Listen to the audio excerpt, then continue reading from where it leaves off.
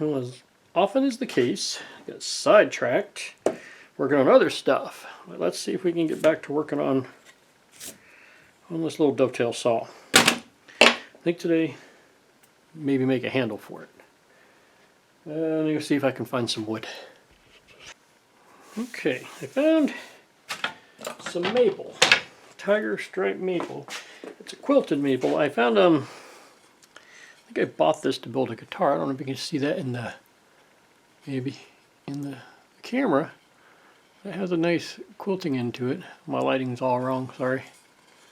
It has a little bit of a quilted pattern. Might be too shiny. Anyway, trust me on it. It's got a little bit of a tiger stripe quilted pattern in it.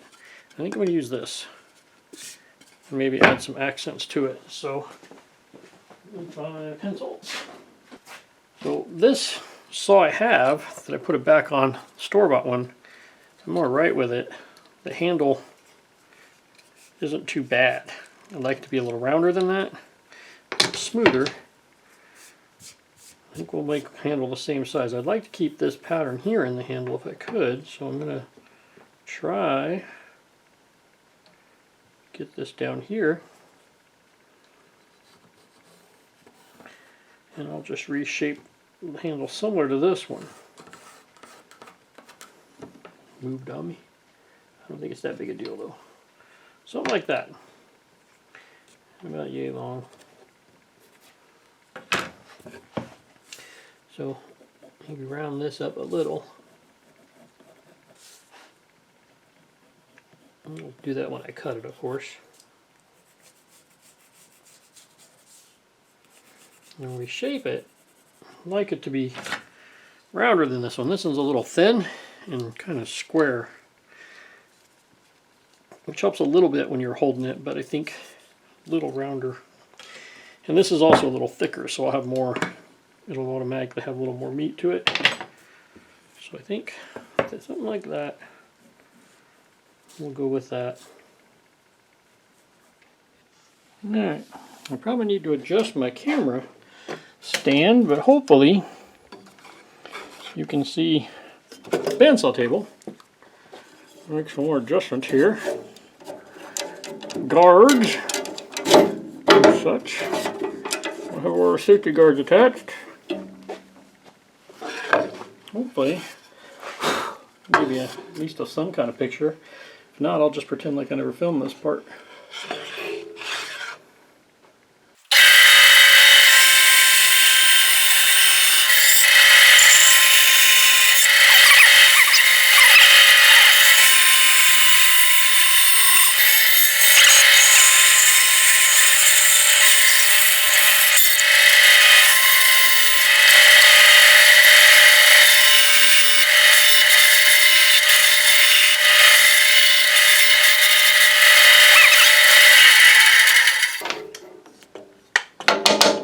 Okay.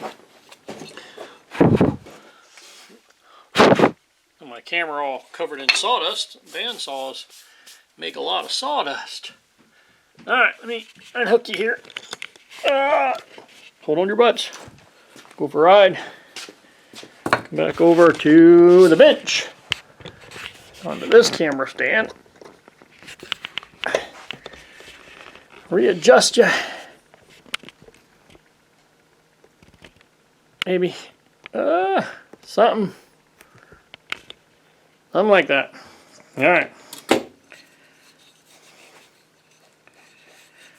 think what we're going to end up with about like that. And I want guess I could have made it a little bigger. Yeah, we'll just trim this up smaller so it'll fit in there. I want the handle to go about there. Ain't gonna work. We need to put a cut here. So I need to get a straight edge here. It's a little crooked. I need to square this off and do that in the vise. Alright, so we want to do square this off. So when I cut the slot in it, it'll be nice and straight and not at an angle. I'll lock that in there, mostly straight. I'll get my rasp. Shinto rasp, which I really like. So Oh, here's a good rasp. We want to make this nice and square if we can, so just enough to knock it square. Not trying to shape it or nothing. You just want a nice smooth surface. So when I cut the slot out with the bandsaw, it'll come out straight and level, hopefully. The thing about quilted or tiger stripe wood is the grain goes all kinds of different ways, and it makes it buck the grain an awful lot. You have to be really kind of careful with big rasps and tools. Sometimes the grain will just tear out when you don't expect it. That's a lot better. That seems a lot straighter. Alright, so we need a pencil. Put it in my pocket. Last place I'll ever look. Alright, so we want this to go inside of here. I'd like for those holes to be centered. We'll just trim the metal a little bit to there. Just a hole here and a hole here. And that means the blade will come back to about here. I might still shape that a little bit, but I don't know. Square would be easy, right? Even with the blade, it might be easy. If we did that, we can trim the metal away a little bit. Yeah, that'll work. I'll put the holes here and there. It's a little crooked, but I might have punched them crooked. Yeah, I think they're punched crooked. I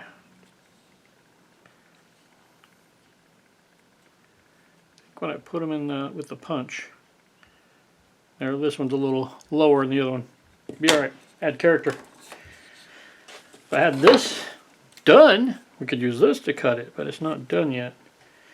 I don't think we can hold it to do it without it. Like, to get it right about here. Just cut straight down, but no handle. I'll try this saw. I'm not very. I use this to cut frets for guitar necks. It's not a terribly good saw for this, and it ain't going to go deep enough. We can at least get a start, nice straight start maybe with it, and then see if I have a different saw to finish the cut. If I can keep the kerf nice and tight, this will clamp on that blade. Problem with this blade is these teeth aren't set, they're straight. And this one has these set teeth. You can see where they angle off each other, and that makes a clearance for the blade, and that one doesn't have that, which is not a problem when you're cutting fret slots because they don't go very deep, but when you're cutting something like this, it becomes a real problem. Let's see if I have a different saw. As you can see, the reason I'm making a saw is I don't actually have a good one. I have this cheap thing, but the handle's offset for like stairs, and it's not really very useful. I don't use it very often.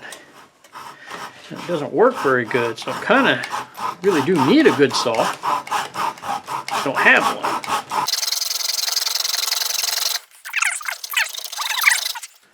There's a slot.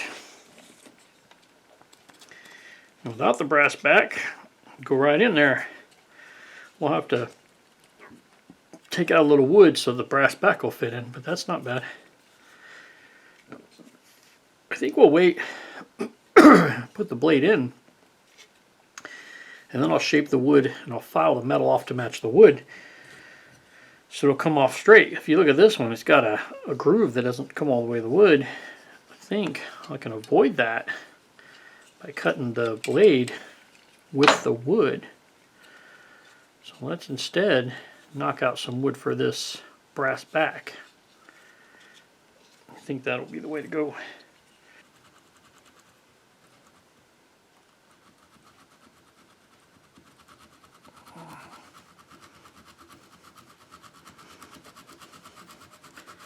Decide how far down we need to go. I was hoping it hit that shelf, but it's kind of charging right past it. Oh well, let's see if this side will work better. I still have to trim it out, make one more room. I want to clamp the blade and not necessarily the back. So we may have to leave the back a little loose. And the handle there. There it goes. Alright. See what we ended up with.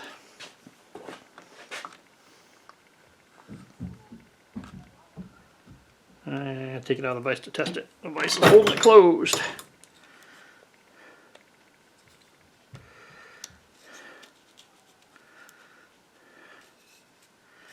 Getting a little closer.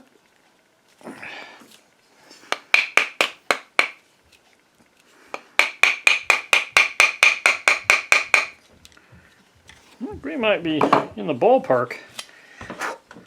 Decide how much lower we need to go. Right now, it's not quite going down flush, but we're getting close. It's just a little bit high right there, and I think I might want to knock that down a little bit anyway with a nice curve.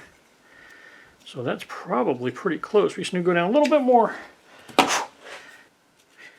Okay, we're definitely low enough now. The handle, if I can get her down, driven back there, it's not too shabby. Need to drive the handle on a little bit as well.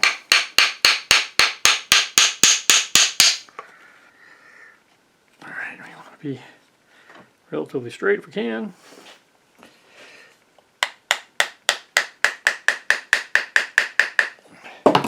And low in the handle. That's not too terrible. I think we'll call that good. Now, I'm going to drill little tiny holes where these holes are in the hopes of being able to reshape them because the screws are pretty big. Find the holes and then shape the holes out, attach it, and then we can shape the handle. I'm going to start with a small drill bit. That way I can find the hole. Shape it up to match. So hoping I'm going to hit these holes right. I'm clearly hitting the blade, so I'm not lined up yet. Just maybe we can get that blade to mark. Maybe we can see where we are. Alright, if I take this nail, hopefully we'll make a little dent or a mark in the blade. I can see where we are. And we're too far back. So we need to get the blade in there a little farther to line up those holes.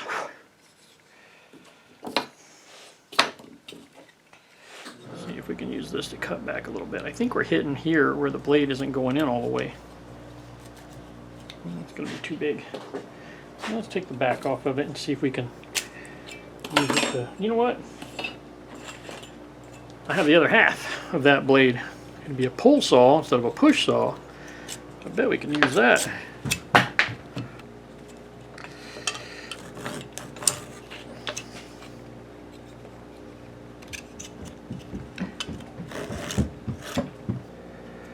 think we might be there now. I'm gonna drill a bit through it and see where we get.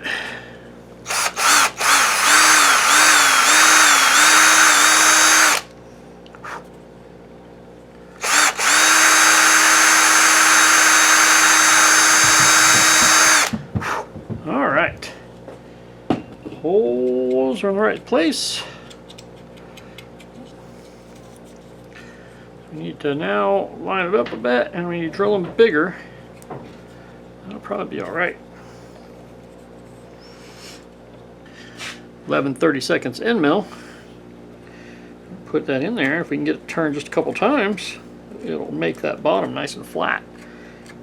Other option would be to resharpen my drill bit so it has a flatter bottom, but since I happen to have the right size end mill, I'll just use that. See if we got it big enough for screws anyway. That one fits and that one fits. Alright.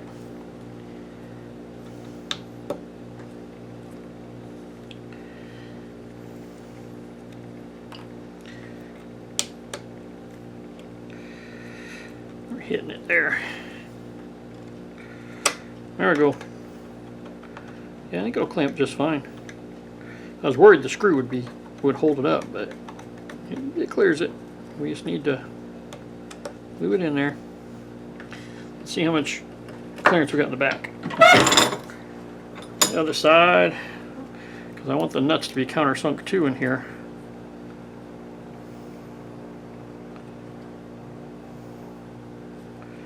We'll countersink the nuts on that side. Alright. So I've engraved it a little bit. Still need to put my name on it. Or I guess I already did kind of put name on it, but I want to engrave that too. So it's got not a great job. I don't engrave well. I need more practice probably, but until someone shows up and shows me how to do it better, I'm just kind of winging it.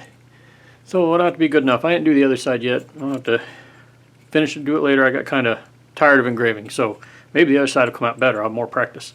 It's only about the third or fourth thing I've ever engraved, so I don't expect too much, but maybe I'll get better at it.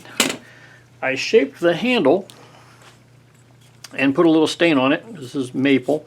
You can kind of see the tiger stripe coming out a little bit. It wasn't very figured wood to begin with, and this stain usually brings it out pretty well, but I don't think it had enough figure to show up really well in it. So what I'm using is it's a vinegar stain, and you make this by dumping a bunch of really rusty metal into vinegar. And the vinegar attacks the rust and dissolves it, and it gets stuck in the vinegar, and it becomes a nasty brownish paste. You can kind of see the towel I used to put it on with, and it actually changes the color of the wood inside it. It's not just that you're rubbing on a color, that actually there's a chemical reaction between the wood. Let me get some on there. Running out, I need to make more. There's actually a chemical reaction in the wood. When you put it on, it's a nice kind of an orangish brown because it's rust.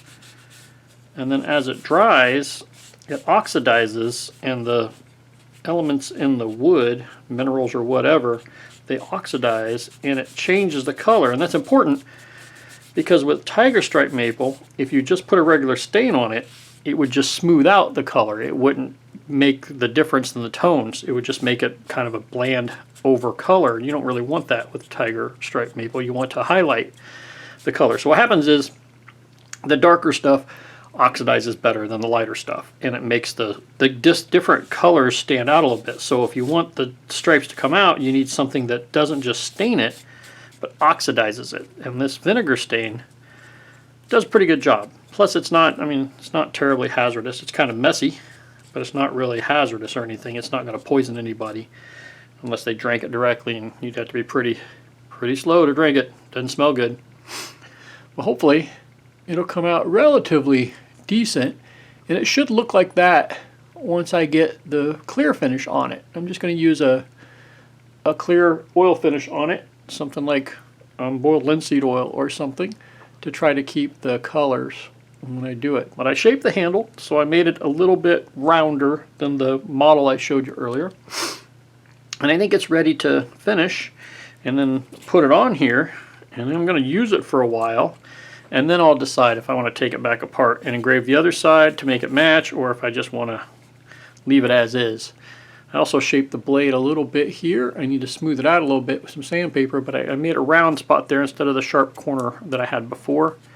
But it's ready pretty much once the stain dries and I put clear on it, it's ready to assemble. So then I'll have a saw with these screws in there. I countersunk the nuts, and then the screws go on that side. And it'll all go together, and I should have a dovetail saw to use. This vinegar stain, it's good stuff. I like it. It's kind of gross. You have to kind of leave it in a jar in your shop for a long time, and mine, it's almost gone. It gets darker as it evaporates, so you want to put just a little bit of vinegar in there. You don't want to fill the thing up or nothing. You want to have just a little bit. You want it to be good and dark. And I'm about out. I need to make some more, but you just put a lid on it and either drill a tiny hole in the lid or leave it slightly open so it doesn't expand, because it'll off gas. So you want to have some fresh air obviously too, but it'll off gas a little bit and you don't want it to blow up. I also started a new batch in just a standard Pepsi bottle, So same thing, I put metal, rusty metal in here, and then I put a lid on it, and this one I drilled a hole in it so it can off gas. And that's nice because when I knock this over, which I do quite often, it can't spill too much because it is vinegar. It'll rust whatever metal it hits, so you don't want it to fall over. And it looks like I started this one in 2018. I don't think you can read that number. So it's a couple years old, but it's a little too much vinegar in here. I need more metal, less vinegar, so I need to probably pour some of this off into another batch so that I have less vinegar, because you want just a little bit of vinegar so that it gets good and dark and rusty, and you just want to add more vinegar as needed rather than having a big bottle of vinegar. Don't want to dilute it. If you dilute it, it tends to turn gray. So instead of turning a nice brown like this, the metal won't rust all the way and it'll turn kind of like a gray. And especially when you first make it, the vinegar stain will be gray. You'll put it on there and you'll think it won't work because you'll put it on the wood and it'll just be gray. It'll make it look old, like it's been in the sun and weather for a long time, but it won't be brown. That takes a while. You have to let the stuff set for a year or so before it'll actually get a good brown color. So when you make vinegar stain, you want to do it before you need it because it's going to take a while. So I'll let that dry and then we'll put some finish on it. I'm absolutely the wrong person to talk about engraving, but I figure I should at least probably show you, if you watch the sped up version of what I did, I should at least show you the tools I used and maybe explain how they work. You're basically just carving with it like a chisel out of the brass, and then I dimpled it for a background, and it didn't come out very good because I don't know what I'm doing. But I managed to luck into a bunch of tools for engraving, and I bought these at a flea market, so I have more tools than I actually need, and I really only ever use a couple of them. So I tend to like these square gravers. They're diamond shaped, really.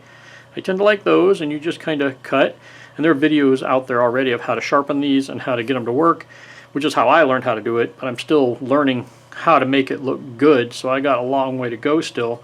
But you basically just have this really hard high-speed steel, and you sharpen it with some extra, you sharpen on the edge and you take 2 extra tiny bevels off so that you can control it, and you just basically carve the brass by using a hammer. So you kind of just, and you can probably see that in the video. So I've been trying to figure out which tools I like better, and I have way too many of them here to choose from. If I only had like 3, I'd probably already be better at this, because the problem is I keep switching.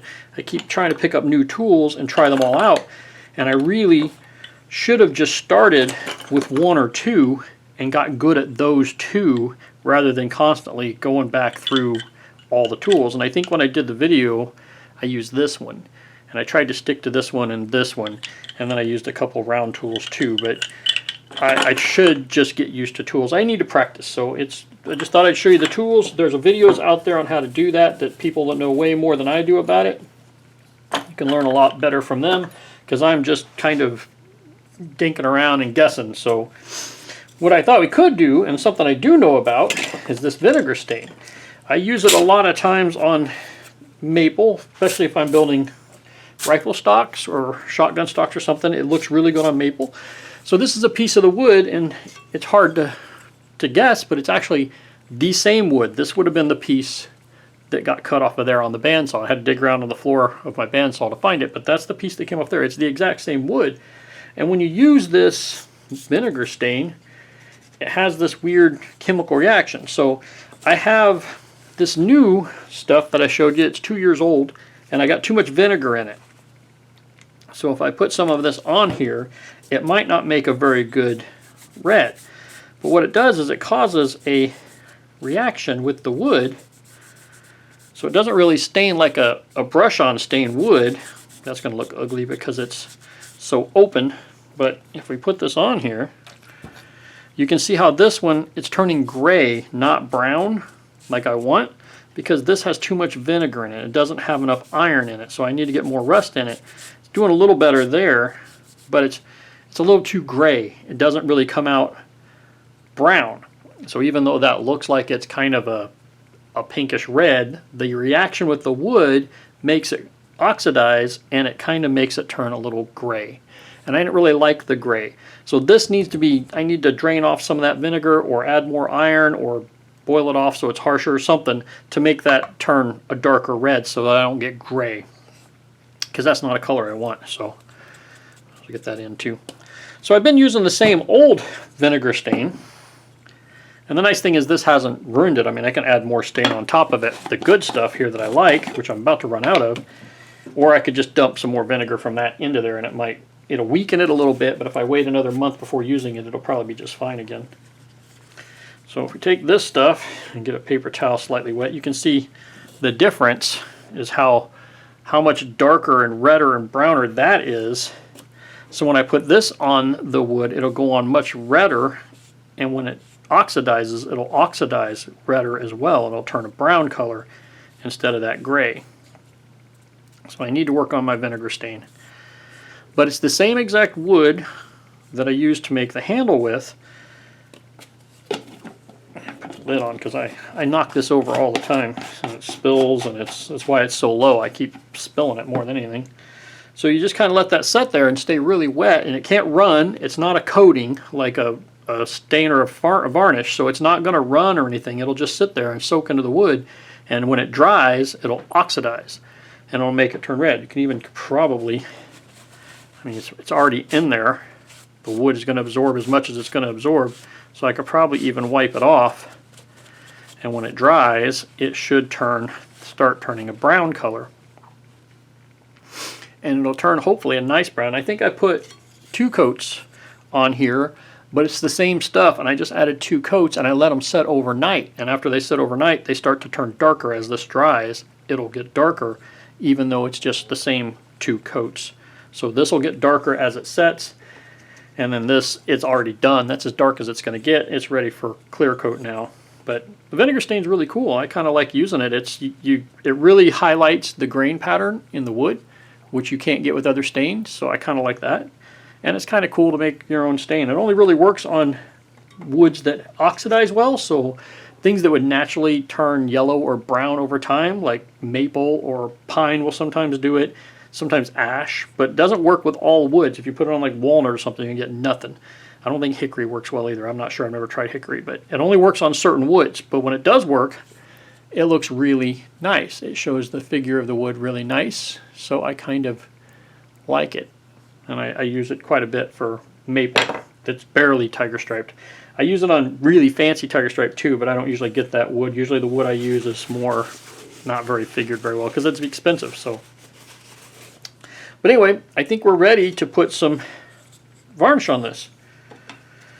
I just use a cheap chip brush. Sometimes the bristles come out of these, but since this is an oil finish, if a bristle comes off, we can just rub it off. It's not going to be a coating so much as it's going to soak into the wood, so we don't really have to worry so much about it being a cover finish. It's more going to be a finish that's inside the wood.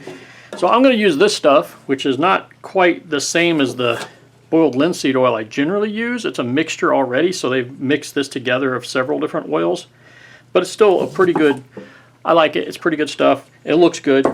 Generally I just use the boiled linseed oil because it's cheap, but I happen to have this stuff and it's getting old. It's going to start drying up in the can soon, so I might as well use it on projects like this. I probably don't have enough left to do a whole table or anything. Put some in this little cup. It doesn't take very much, so it's just barely any in there because it goes a long way. It's not going to coat the wood so much as soak into it, so you don't need to put a heavy layer on it. And this will also help bring out the grain, even though this isn't a very figured chunk of wood. I think that piece I cut off here actually has more figure in it than the handle.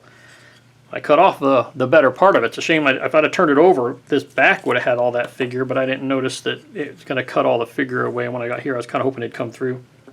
But, oh well.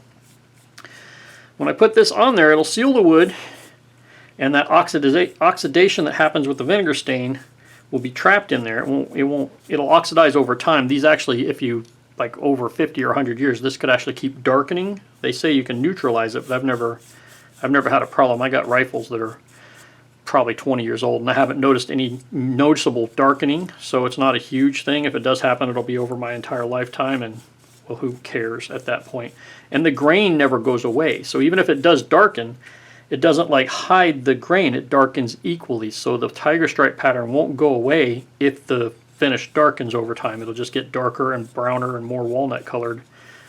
So it doesn't matter too much to me if it darkens. But you could neutralize it. I think people use baking soda water and all kinds of stuff to try to get it to neutralize so it won't continue to darken. This isn't as bad as some of the wood darkeners that people use that I don't generally use because they're caustic, and I don't know, this seems to work well enough for me. I like it well enough, and I don't want to go too dark anyway, so right off. If it darkens over time, it'll be fine. So it doesn't take very much because the oil is just going to soak into the wood. So I'm just giving a few minutes for it to soak in. We're not really putting a top coat on right now. We're just kind of letting the wood soak into it. I guess I could probably get some in the holes so we don't get cracking later if it gets wet or damp. Try to get it all sealed up. And that oil will get in there and it'll harden and solidify, and then it'll keep it from getting damaged if it gets wet or damp. And I do keep all my tools in the basement, so the moisture can become a problem. So let's wait a couple seconds and let it dry a little bit. You can let it dry overnight with the coat on it, but I generally don't do that. I think it leaves runs and stuff, so I usually wipe it off.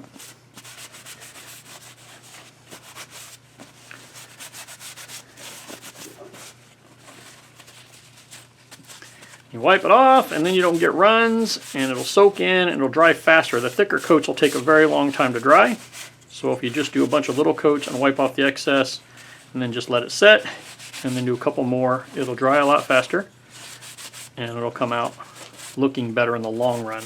Less shiny, but more smooth. And this is a hand tool, so you want it to be smooth, not necessarily slick. So I'll let that dry, and then we'll add a few more coats.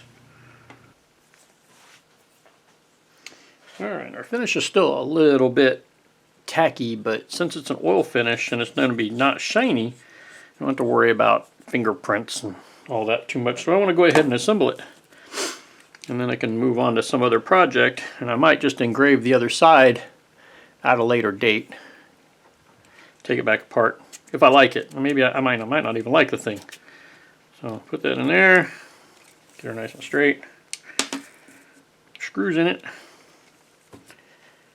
And get her assembled and see if it's going to be a good saw. And I need to clean the blade. I got a little bit of stuff on the blade. I might polish the blade someday too. It's still got a little bit of the factory brushed finish. And it might be nice to have a nice smooth finish on it. Alright, got the handle on. I might put some prettier screws in it later, but it's just a saw. I want it to cut wood. It doesn't have to be that pretty. I guess a lot of people, someone else might have done a better job with the engraving and the carving and the cutting and all that. But basically, I needed a backed saw, and I have a backed saw now. I might later on engrave this. So all I did is put a little paste wax on the handle after the finish is dried. And that makes it nice and smooth.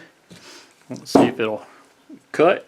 I need to sharpen it still probably. I still have the teeth just the way they came out of the package. Haven't sharpened them or anything. They seem like they're relatively sharp. Wood could be a little better. I probably need to sharpen those teeth a little bit.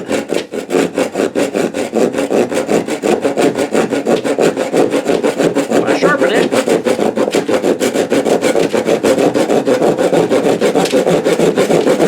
probably help if I had that held in a vise too, so that it wasn't weeble wobbling everywhere. But she cuts. I probably, like I said, need to get a file out, put some sharp on these teeth, maybe set them a little bit more. I think it'll be all right. Got a saw. Probably ought to wax it too and make it slide through the wood a little nicer. But got a saw where I didn't have one before. This is the piece of wood I cut off. I only put one coat of the vinegar stain on here, but you can see where it's already starting to get as dark as the other one. And I ain't putting any of the finish on it either. The finish darkens a little bit, but it's the same wood. Just keep adding the vinegar stain until it gets dark, and then add that stain, the antique oil finish, and it'll pretty it right up.